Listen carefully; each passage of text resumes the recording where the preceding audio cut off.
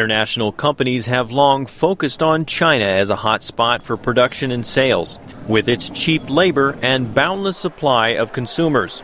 But film and music piracy and other intellectual property violations are a big challenge for foreign companies, as is China's undervalued currency, the yuan. Both issues will be on the agenda when U.S. and Chinese officials meet in Washington Monday and Tuesday. U.S. Treasury Secretary Timothy Geithner. 2 years ago, China was proposing to put in place a set of policies that would have tilted the playing field further against the basic interests of foreign companies in some important ways. And President Hu committed to President Obama just in January some very promising changes in terms of not just the protection of intellectual property rights in China, but in terms of expanding opportunities for U.S. companies in government procurement, a range of other areas.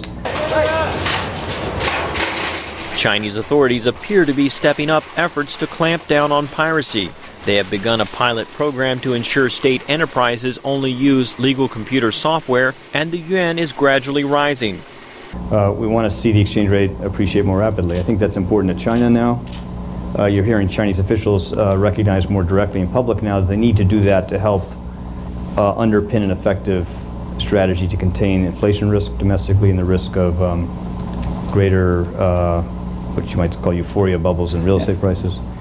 Exports have long driven the Chinese economy, and U.S. and Chinese officials are working to shift that focus to get China's consumers to buy more goods. U.S. officials also want China to stop favoring local business and for Chinese banks to broaden their lending practices. So right now, if you're a government-owned enterprise in China, you get preferential access to credit and capital at lower cost than's available to other companies, and that does tilt the playing field in favor of Chinese companies. It's a material effect on economic conditions.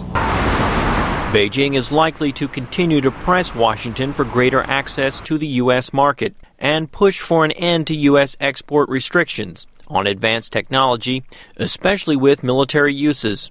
U.S. officials also are expected to raise human rights issues with China. U.S. Secretary of State Hillary Clinton.